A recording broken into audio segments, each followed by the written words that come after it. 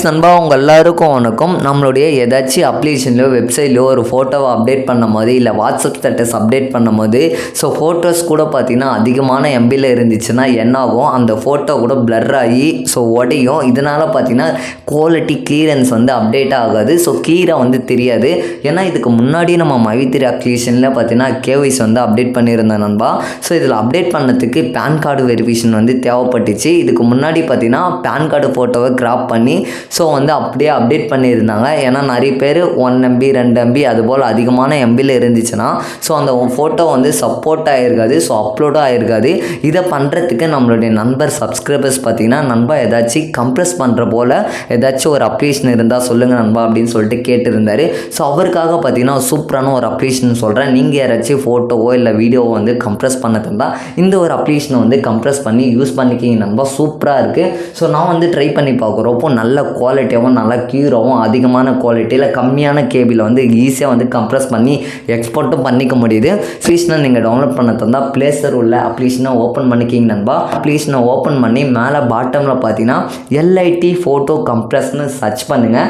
Search பண்ணிங்கன்னே பார்த்தீங்கன்னா இந்த அப்ளிகேஷனை டவுன்லோட் பண்ணிக்கிங்க நண்பா. இந்த அப்ளிகேஷனை டவுன்லோட் பண்ணி உள்ளே வந்தீங்கன்னா இதோட இன்டர்ஃபேஸ் இது போல தான் இருக்கும். அங்கே பாருங்கள், டிஸ்பிளேயில் பாருங்கள் 4 ஆப்ஷன் கொடுத்துருக்காங்க. அங்கே பாருங்கள், ஃபஸ்ட் ஆப்ஷன் பார்த்தீங்கன்னா கம்ப்ரெஸ் ஃபோட்டோஸ்.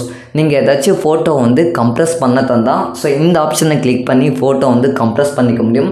அடுத்து ரெண்டாவது பாருங்கள் சேஞ்ச் ஃபார்மேட். அதாவது நீங்கள் எக்ஸ்போர்ட் பண்ணுற ஃபோட்டோவை JPGயில் PNGயில் எக்ஸ்போர்ட்டும் பண்ணிக்க முடியும். அது மட்டும் இல்லாமல் கீழவே பாருங்கள் ரீசைஸ் ஃபோட்டோஸ்னு இன்னொரு ஆப்ஷனும் கொடுத்துருக்காங்க. அடுத்து பாருங்கள் பக்கத்துலேயே கிராப் ஃபோட்டோஸ். நீங்கள் என்ன ஃபோட்டோவை கிராப் பண்ணி எடிட்டும் பண்ணிக்க முடியும்.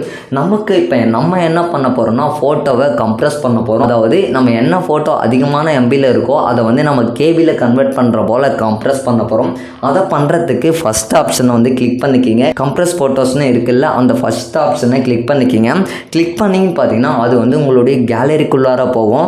உங்களுடைய கேலரியில் நீங்கள் எந்த ஃபோட்டோவை அதிகமான எம்பியில் இருக்கிற ஃபோட்டோ எந்த ஃபோட்டோவை நீங்கள் கேபியில் கன்வெர்ட் பண்ணுமோ அந்த ஃபோட்டோ செலக்ட் பண்ணிக்கிங்க. இப்போ நான் பார்த்தீங்கன்னா டெமோவுக்கு இந்த ஒரு ஃபோட்டோ செலக்ட் பண்ணிக்கிறேன். பாருங்கள், செலக்ட் பண்ண உடனே மேலே டாப்பில் plus icon tick option 2 option கேட்குது.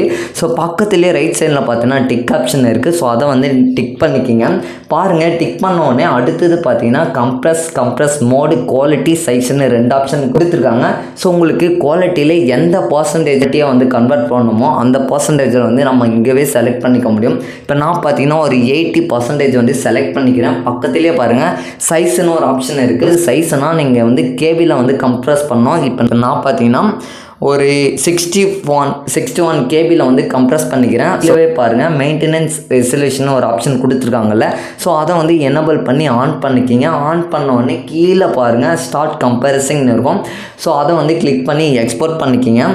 பாருங்கள் செகண்ட்லேயே பார்த்தீங்கன்னா அந்த ஃபோட்டோ எக்ஸ்போர்ட்டும் பண்ணிச்சு. அது நம்மளுடைய கேலரிக்குள்ளாரவே சேவ் ஆகிடும் ஆட்டோமேட்டிக்காக.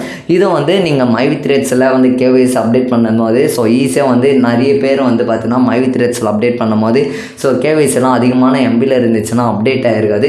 இதை ஏதாச்சும் அப்டேட் பண்ணுற போல் நண்பர் கேட்டிருந்தாங்க. அவருக்கு யூஸ்ஃபுல்லாக இருக்கும். தெரியாதவங்க தெரிஞ்சுக்கிங்க. இல்லாட்டி உங்கள் ஃப்ரெண்ட்ஸுக்கு ஃபார்வர்ட் பண்ண ஃபார்வர்ட் பண்ணிக்கிங்க. யூஸ்ஃபுல்லாக இருக்கும். ஓகே நண்பா, இந்த ஒரு வீடியோ உங்களுக்கு யூஸ்ஃபுல்லாக இருந்துச்சுன்னா வீடியோக்கு ஒரு லைக் கொடுத்துருங்க. லைக் பண்ணி சப்ஸ்கிரைப் பண்ணி விட்டுருங்க நண்பா. அடுத்த ஒரு வீடியோவில் சந்திக்கிறேன். Tata bye bye. நண்பா பாய்.